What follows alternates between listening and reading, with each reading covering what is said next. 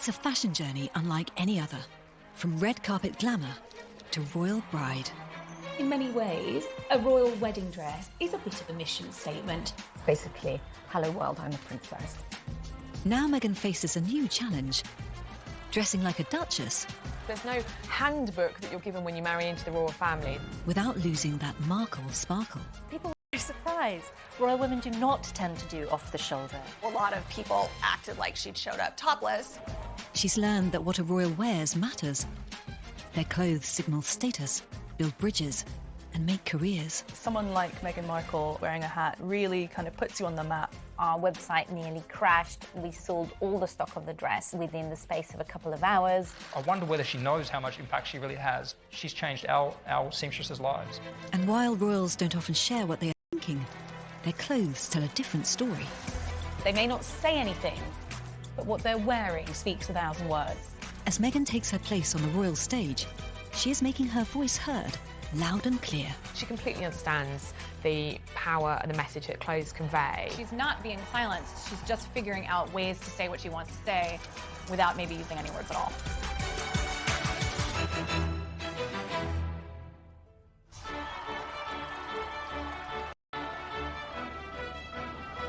Elizabeth and Philip wave their thanks to the happy cheers from below. The most important dress a royal woman will ever wear is her wedding gown. It is an iconic dress, it is a historic dress. That is the dress that defines their royal style. Even today, a lot of women look on their wedding day as their princess moment, particularly focused on this amazing dress. For a royal bride, the stakes are even higher. These women are having to transform themselves into princesses for real. This is the time in your life when the most amount of people will be looking at you. That's a lot of pressure. This is day one of being royal. You're marrying into this archetypal British institution and you're kind of setting out your stall, so to speak, of what kind of royal you're going to be. The wedding dress, it's the first way of them saying, this is how I see myself and this is where I see myself going. In many ways, a royal wedding dress is a bit of a mission statement. Meghan Markle married her prince at Windsor Castle in May 2018. The American actress turned to Givenchy designer Claire Waite Keller to make a gown that reflected her Hollywood past and her royal future. It was a very simple gown. Boat neck, long sleeves, very little ornamentation on the front at all. She's 36 years old, of trying to walk the line between chic, elegant bride, but like not foofy princess. The dress itself was very Meghan, very simple, very chic, allowed her beauty to shine through. She was saying this is a modern dress for a modern girl going into probably the biggest job of my life. Meghan's dress was so simple, it had just 6 seams. But her veil was hand-embroidered with flowers representing the 53 nations of the Commonwealth, an association of independent sovereign states headed by the Queen. What most people don't realise is that the Queen had the flowers of the Commonwealth embroidered on her coronation gown. Meghan was paying tribute to Her Majesty the Queen by having those flowers embroidered on her veil. The flowers also symbolise the new Duke and Duchess of Sussex's plan to be the more international, Commonwealth-focused royals. When Kate Middleton married Prince William in 2011, she too needed a dress that reflected her new position. She's marrying an heir to the British throne. She's getting married in Westminster Abbey in front of almost 1,000 people. Her wedding dress was a big deal. Kate chose British designer Sarah Burton of Alexander McQueen to help her go from commoner to future queen. The dress itself was just so perfect. There was the lace, it was elegant with its sleeves, it was that beautiful sweetheart neckline that the Duchess wears so well. She really did look like a fairy tale princess. In Kate's dress, there was a huge attention to detail. She had her eye on every aspect of it. I mean, very beautiful, very flattering. This is not a woman who took her eye off the ball. This wasn't the case when 20-year-old Lady Diana Spencer married the Prince of Wales in 1981. Designers David and Elizabeth Emanuel hadn't anticipated how much her dramatic ivory taffeta gown, with its 25-foot train, would crumple in the glass carriage. It kind of is, I think, the quintessential princess dress with huge puff sleeves and like this enormous skirt, enormous, it doesn't even fit in the carriage. She got out of the carriage, and I remember thinking, oh, unmade bed, because that's what it looked like. Princess Diana arrived at St. Paul's. We turned to the side and were horrified to see the dress was completely and utterly creased. I think it is telling of Diana's gown that I thought it was the most amazing dress I'd ever seen in my entire life, because I was 5. I mean, it was the dreamiest thing that you've ever seen as a little kid. I mean, she was marrying the Prince of Wales. Like, you want big, you got it. It was a fairy tale gown, but an unhappy marriage. The prince and princess separated just over a decade later. She seemed a little lost inside it, as she later became lost in the marriage. It was a romantic confection that couldn't quite... The Queen and Prince Phillips' marriage, on the other hand, has lasted more than 7 decades. Their 1947 wedding was just 2 years after World War II ended, and clothing was still rationed in Britain. This was the drabbest time of our history, after World War II, where we'd had sort of blackouts and no money and nothing wonderful. A lot of people sent their clothing ration to the Queen. She had to send it all back because it was actually illegal for her to take other people's rations, but she was allowed an extra 200 by the government. So she wore this deep ivory silk dress, and Norman Hartnell put millions of seed pearls and lovely crystals all over it, and there were lovely flowers embroidered all over it, jasmine and lilac and white roses. It was a beautiful young girl's wedding dress, but had all the pageantry of a future queen. And it lifted the whole spirits of the nation. The Princess Elizabeth of England had become a bride in what was certainly the wedding of the century. I think she had to try to really hit that balance of, you know, the regal tradition, but not wanting to look so crazy excessive that it was insensitive. That very much reflects how she does her job today. So I think it's interesting that you can sort of see the roots of the kind of queen she's become in the way that she handled her wedding dress.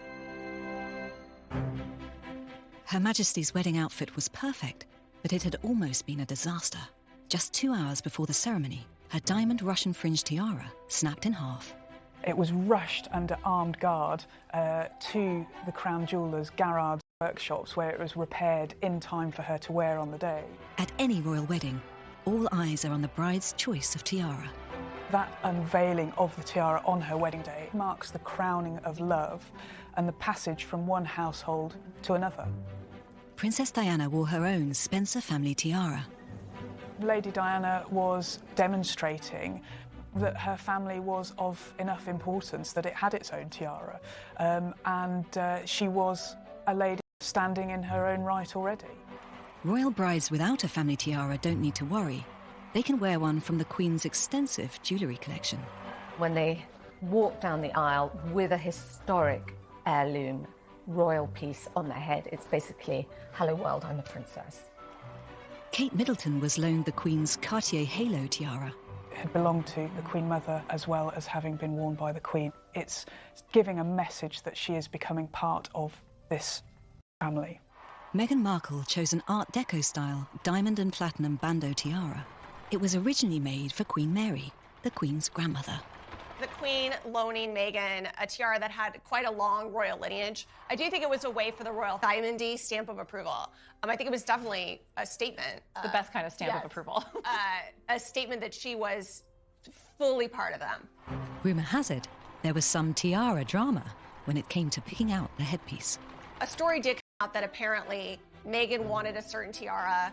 The Queen said no. The story at the time was that Meghan threw a strop and tiara tantrums. As I understand it, that didn't happen. I mean, for goodness sake, the Queen, your future grandmother-in-law, is lending you this amazing piece of jewellery. You're going to take what's given. You're not going to start making demands. So as I understand it, it was Harry who got upset. The extra twist to that story is that it's rumoured that Eugenie got the tiara that Meghan had wanted. But I do think if you're a little girl growing up in a royal family and you know all this stuff is in there, you're going to have the one that you had your heart set on. Creating the perfect wedding day look isn't easy, but it's only the first in a long line of royal fashion challenges. A new princess needs a working wardrobe that reflects her royal position, but also stays true to her individual sense of style. Any woman marrying into the royal family and becoming a royal has to take a long, hard look at how they dress and what their style is. Suddenly, the whole world is watching. Unlike most royal brides, Meghan was camera-ready before she joined the family. Meghan was a celebrity, quite high profile already, and so was already doing red carpet type events before she met Harry. So she wasn't catapulted from ordinary girl next door to princess. She was already out there. She came in as an adult woman in her mid-30s with her own established style, and it was a style that took on a certain public remit as well, given that she was a television star. She liked simple shapes, she liked trousers, she often showed some flesh, didn't wear hose. A lot of that has obviously had to go. To help create a more demure royal look, Meghan has called on a string of high-end designers.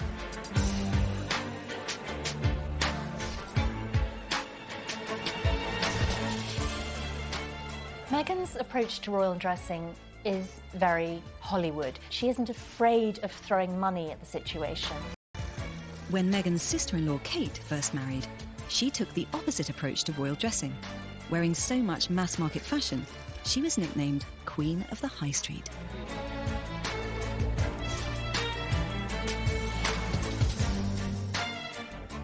When she first became Duchess of Cambridge, she was wearing a lot of high street, Topshop, Zara, H&M. And consciously or not, it was her way of saying, I'm just a normal girl, I'm just like you, I happen to be in this crazy position that fallen in love with the future King of England, and whoa, look at me. That approachability and kind of normalcy, I think, made her aspire to, but actually acquire. And I think she was extremely calculated about being like, I'm not gonna look like I showed up and was just like, great, I'm gonna open up the bank account and throw money around and roll around in it. Unlike Kate and Meghan, when Princess Diana became engaged, she was just a teenager without a strong sense of style. When Lady Diana first came into our shop, she was this very shy 19-year-old girl who wasn't used to having clothes made for her. So here was her wonderful opportunity to be able to choose a complete wardrobe for herself at long last. And so she was like a child in a sweet shop. She didn't quite know which one she'd like to try. At the early stages, she didn't know what to do. I mean, her first outing with Prince Charles, she's just got engaged, and she wears a black dress with a rather low neckline. And of course, she's wrong-footed and she feels embarrassed. New royals have to get used to walking the line between being stylish and looking appropriate. So what are the rules of royal dressing? You hear a lot of talk about royal protocol when it comes to dressing, and there isn't a book of fashion royal rules, but there is an etiquette. Royals tend not to wear black unless they're in mourning. Royal women tend to wear hosiery. They are encouraged to wear tights. Royals shouldn't be too high, and in the presence of the Queen, they're expected to wear hats. I think the thing about royalty is they make up rules as they go along. There's no book that says, this is what you've got to wear. The standard for royal dressing has been set by the Queen, who's had more than 65 years on the throne to hone her instantly recognisable look. The Queen herself really does have a uniform. It is generally a bright coat, a hat. Usually of a particular shape, too, yes. Right? She likes to wear sort of cake-shaped hats, like a cake on her head. That's a compliment, by the way. Yes, I think the Queen is perfect. And then she wears the same low-heel black pumps and the same square-shaped purse that she's worn for 50 years. So she's very smart about wearing bright colors everywhere, so that even if you're in the nosebleeds and you're on your tiptoes craning your neck to see her, you're going to see that hit of lime green and be like, I saw the Queen. Kate is following in Her Majesty's footsteps as future Queen Consort. And she seems to be taking fashion cues from the monarch as well. When you watch Kate and the choices that she makes, it's very much block colour, it's beautifully tailored coat dresses. I think absolutely she's looked to Queen Elizabeth for fashion inspiration, and why not? Because the Queen really has mastered that art of royal dressing over the years. A royal woman should always dress for the occasion, whether she's planting a tree, attending a gala, or visiting a hospital. Princess Diana was really good and thoughtful about dressing for duty. She had a hospital, particularly to see children. She would wear really bright and cheerful clothing. And she often refused to wear gloves because she wanted to make sure there was like skin to skin, that people felt her. She touched their hands, they touched hers. She wanted to touch people. She wanted to hug people. And she changed the way we look at royals. Princess Diana changed the formality of royal dressing. She broke all rules, but she did it in the right way. Like Princess Diana, Meghan is breaking the rules and putting her own twist on royal dressing. The Duchess of Sussex has, I think, chosen to dress quite differently for a royal. And certainly she's not a huge fan of block colour. She loves neutral palettes, you know, the greys, the whites, the creams. When Meghan showed up for her first Tribune the Colour, she wore a Carolina Herrera gown that it wasn't really off the shoulder. It was like a sort of a modified boat neck. Yeah, it was like a wide bateau. Yeah. It was not out of the realm of normalcy, although a lot of people acted like she'd showed up topless. People were very surprised. Royal women do not tend to do off the shoulder. It suited her beautifully, but there were some raised eyebrows. One of the defining moments for Meghan when she was sort of establishing herself in the royal beat was an early engagement where she turned up for an awards ceremony in a black Alexander McQueen tuxedo. And I think she was sending out a very clear message. Yes, I'm a member of the royal family, but don't expect me to give up my love of fashion. And she looked fantastic. And even when heavily pregnant, she's kept her 4-inch stiletto heels. Personally, I think it's a good thing that she's pushing at these boundaries a little bit. They can feel anachronistic. There was a moment also early on after her marriage when Meghan wore flesh-coloured tights. And a lot of us threw up our hands and said, "What are you doing? You've broken her already." I think in those early months after the royal wedding, she dressed how she thought she ought to dress. And I think we've seen her become a bit more playful, a bit more experimental, and a little more confident in her fashion choices. Meghan's more daring royal fashion seems to be having an effect on her sister-in-law's style. As Kate moves further from her middle-class upbringing, she's leaving the high street behind her and wearing more high-end fashion brands like Erdem, Amelia Wickstead, and her well-dressed designer Alexander McQueen. She is finding her feet in fashion. She's finding more of a personal style. And I think we're all beginning to enjoy that. She has gone from high street duchess to designer duchess. Princess Diana is remembered as the ultimate royal fashionista, but it took years to develop her iconic look. It was very much trial and error in her early days. She had a tendency to like very pretty, very romantic, very frou-frou clothes. This dress was a typical fairy princess dress. It's a lovely off-the-shoulder neckline, blue satin sash at the waist, big crinoline skirt. She wore this in 1981. As the princess grew more confident in her role, her style became more sophisticated.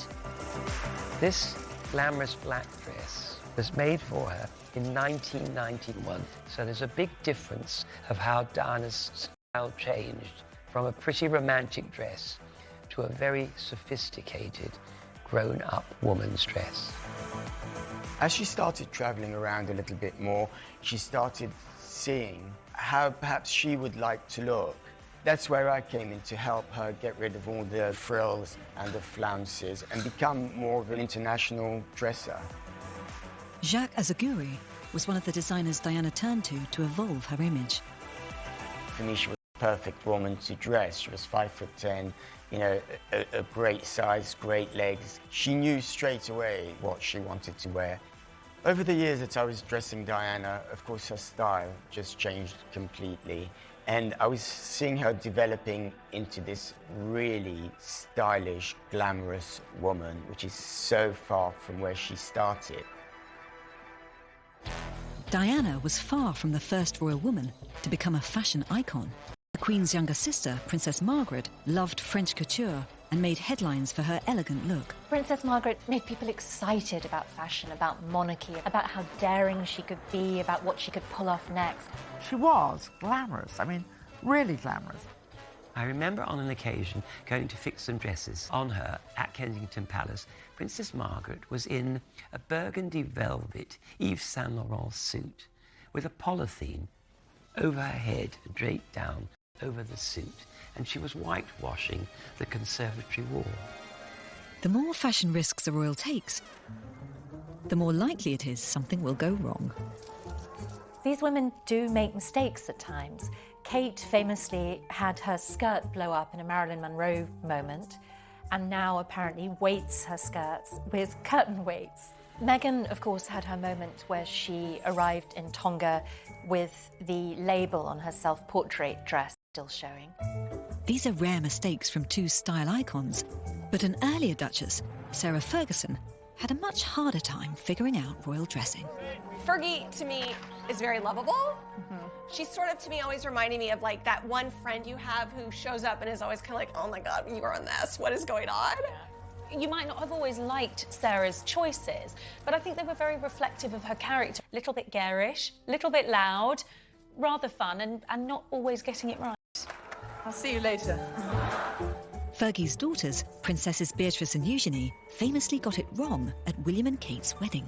The hats, which are meant to be the finishing touch, you know, that final hint of elegance to the outfit, well, in Beatrice's case, was just disastrous. I mean, it was likened to everything from an octopus to a pretzel to a loo seat. I mean, she stood out for all of the wrong reasons. I love those hats. You know, hats off to them for really pushing out the boat. And they were incredibly constructed. I mean, that is Philip Tracy at his best. The impact that those hats had around the world, I mean, was amazing. Choosing the right hat is a fashion challenge that all royal women have to face.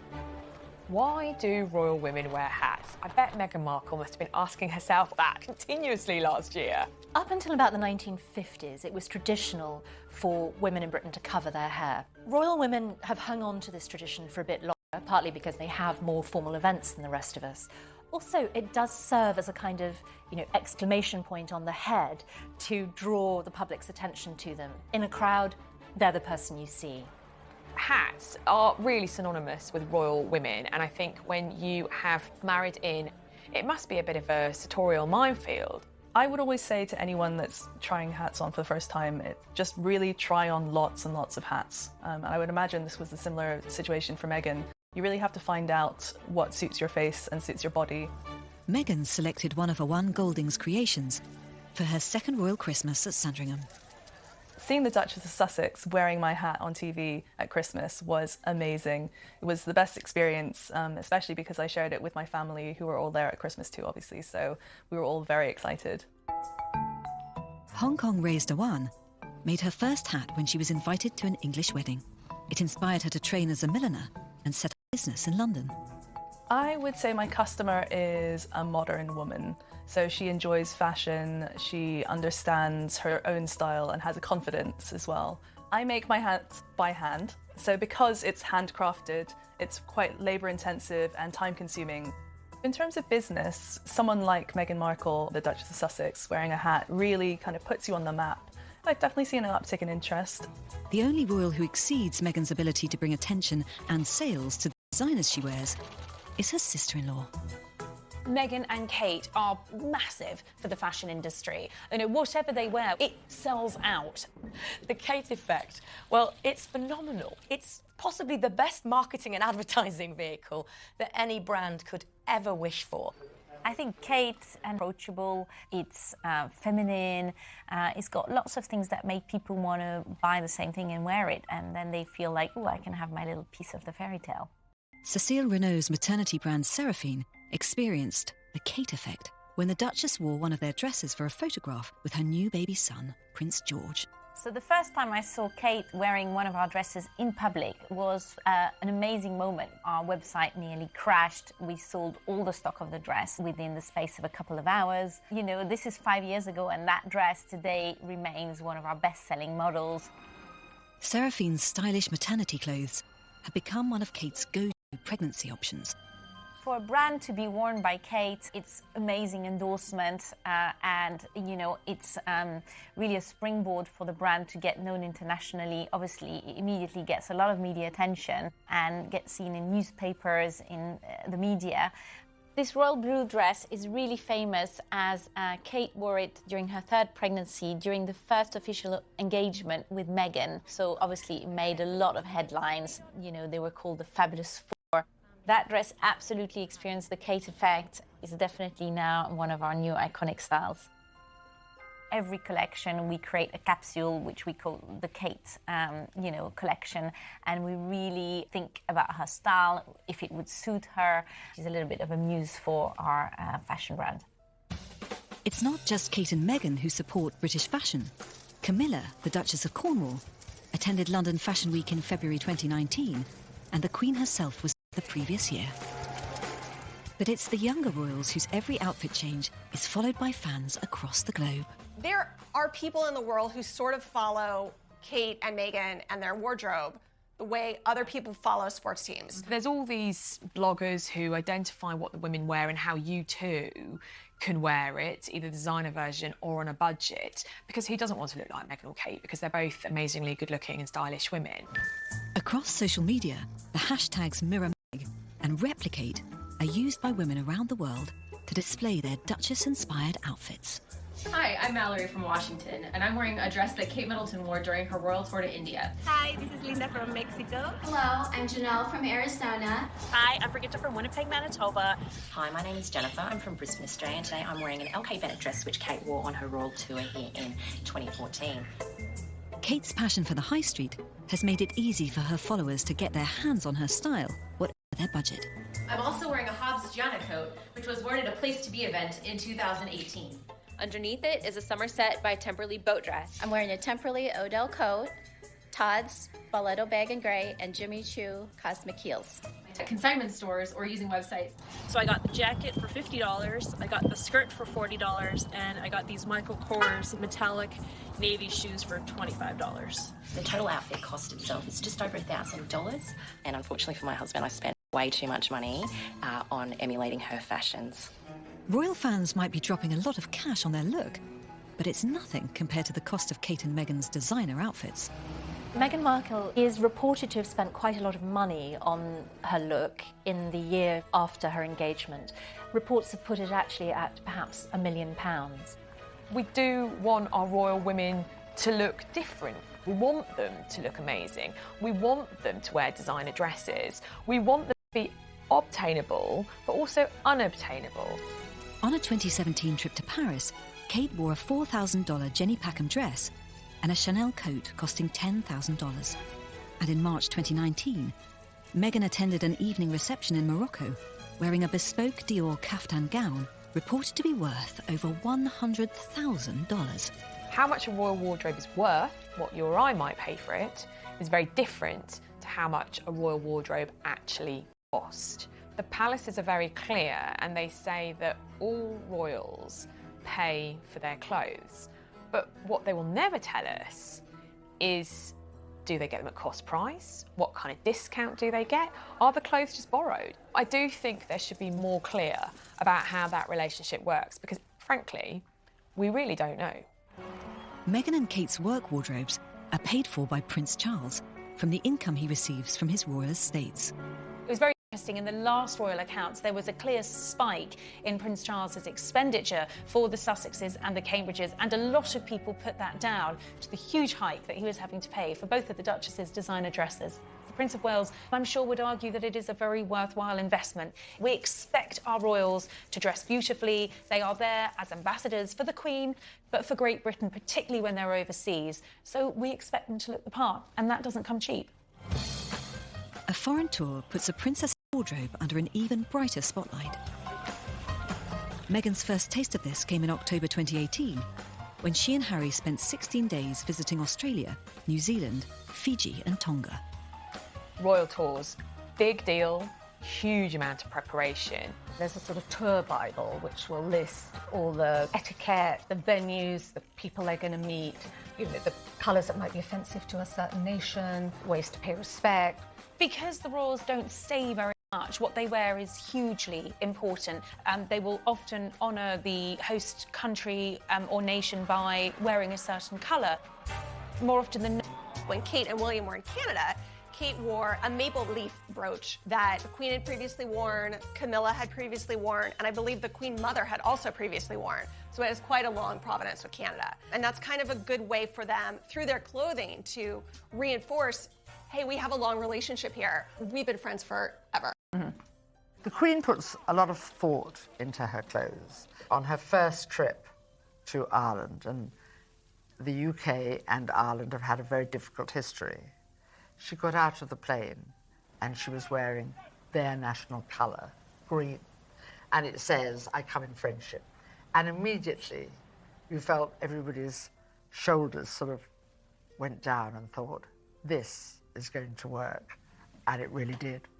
Meghan's carefully planned tour wardrobe included this dress by Australian designer Martin Grant, a necklace of New Zealand jade, and a stunning evening gown in Fijian blue.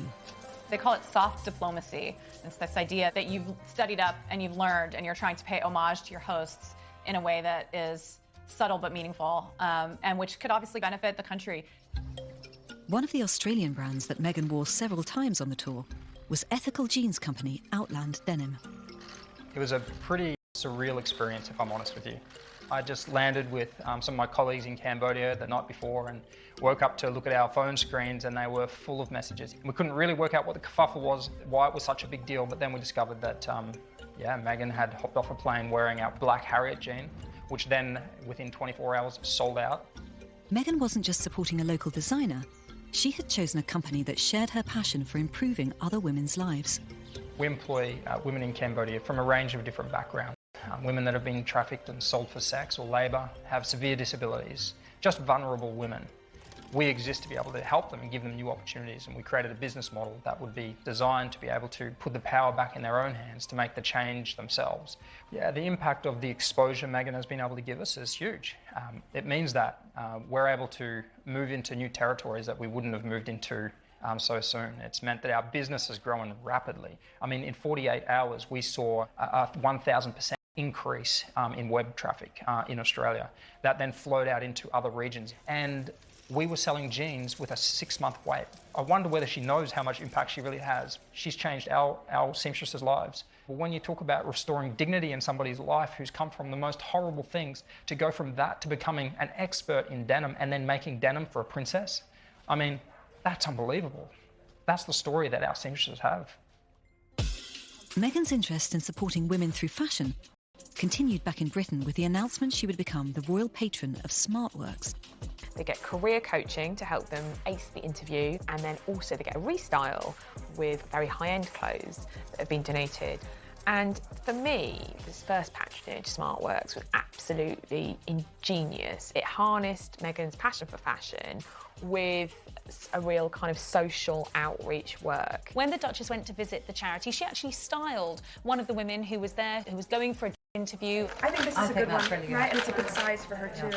I was there when she did her first public visit to SmartWorks, and she bossed the joint. She's very, very good at selecting clothes, and she completely understands the power and the message that clothes convey. You know, people made so much out of the fact that when Meghan was marrying into the royal family, she might lose her voice as an independent woman and as a feminist because she might be restricted about what and how she can speak out. And I think these kinds of situations are an example of the ways that she's finding a way. You know, in addition to being able to give some speeches, she is supporting clothing brands that support women, and she is supporting charities that find ways to support women. Like, she's not being silenced, she's just figuring out ways to say what she wants to say without maybe using any words at all. Royal women throughout history have used their clothes as their voice. And even today, when we have a duchess like Meghan, who has told us that we will be hearing her voice, the clothes do a lot of the talking for them. Even the Queen can't escape scrutiny over her outfits. The year after Britain voted to leave the European Union, Her Majesty opened Parliament wearing a blue and yellow hat. People wondered if she was sending a message about the Brexit referendum. Everybody said, is she wearing a Brexit hat? Is that the flag of Europe, blue and yellow? Could have been, could not have been. Who knows? A lot of people were like, no, it's a coincidence. It's not a coincidence. She does not do anything by accident. No. Of course it looked like that intentionally. I think she absolutely did that on purpose. Mm-hmm. I think when you are in a place where you're not supposed to use your voice, what else can you use? Use your hat. When it comes to using clothes to send a message, there's one royal woman who had it down to an art. Princess Diana famously was a communicator via fashion. She used her clothes to reflect herself emotionally. One of Princess Diana's most notorious incidents of meaningful dressing was the revenge dress. So good. The night that Prince Charles was on TV admitting to adultery with Camila Parker Bowles, Diana showed up at the Serpentine Gala in a knockout frock. She looked like $3 million. She wore that dress with a deliberate message, quite simply to say to Charles, look what you're missing. Apparently Diana that night had another dress picked out, and it's so easy to imagine her eye falling on that dress and her having a screw you moment as she thinks, I've spent my adult life being top sassy dress, Out comes hot Diana, and she relaunches herself upon the world. In 1996, Diana and Charles officially divorced. Diana was still a princess, but no longer known as Her Royal Highness. I think when she lost that title, she found a new inner confidence. It was like a weight had been taken off her shoulders. She became more daring. Her outfits became sexier. I think there was a bit of Diana that just didn't care. I remember her going to Venice, and she gets out of the gondola, and she's wearing this glamorous, red, quite short slip of a dress. It was a very daring, sexy dress in the way that it had a zip all the way up the front. And she was actually going to wear it almost to just below the bust so that we could say a little bit of midriff. And we absolutely said, no, you can't do that. One of the last things she did before she went on that last trip to France, she went to Swan. At the time that I made the blue dress for the princess for the Swan Lake Gala, she was probably at the peak of her being. You know, she was slightly tan, she was really, really fit. So we decided to have a really minimalist dress, which it was. It had quite a low décolletage, and it was very short in the length, probably the shortest dress she will have worn. She looked extraordinary. She looked young, she looked glowing, and frankly, she looked sexy. And she wanted it to be known she was free. She was a woman on her own, and she was the most famous woman in the world. Princess Diana's fashion legacy lives on through her jewellery, which has been passed down to her sons' wives, Kate and Meghan. Most famously, Prince William gave Kate his mother's sapphire and diamond engagement ring.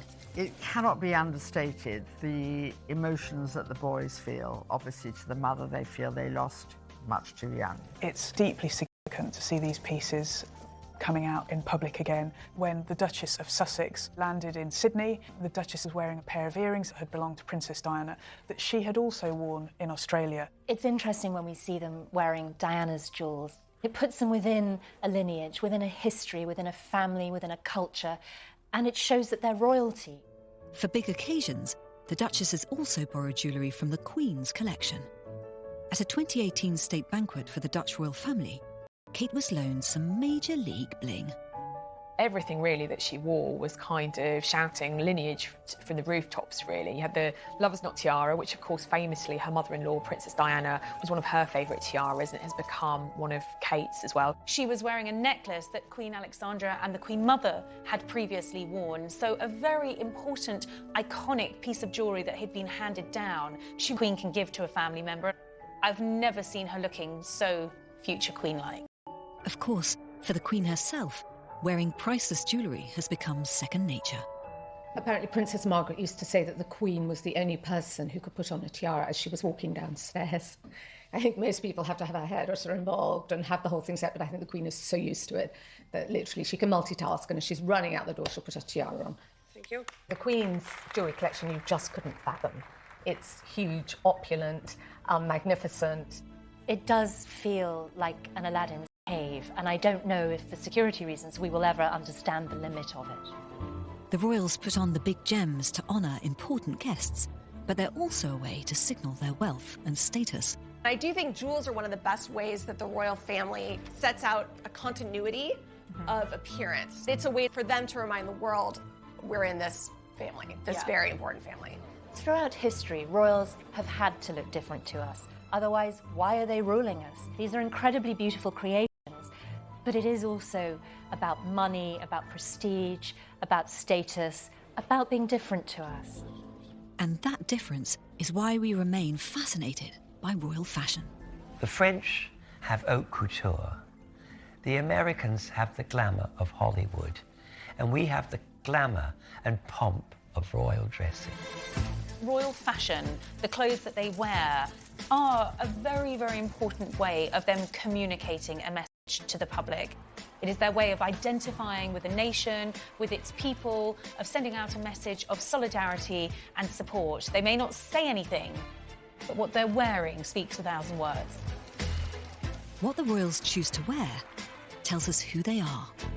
The Queen is telling us she's dependable via her clothes. We are safe in her reign, and it's a rather wonderful thing. Kate is clearly dressing as a future queen. She knows her role. She knows what is expected of her, and she dresses for the occasion.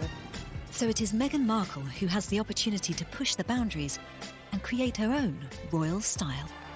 Meghan's telling us that she's early in her career as a royal, that she brought a career with her, and she's trying to mesh the two. She may be a duchess, but she is still her own woman. She has been trying to hang on to her former self, and it'll be interesting to see in the future if that continues or if she evolves. And that's an evolution the world can't wait to watch.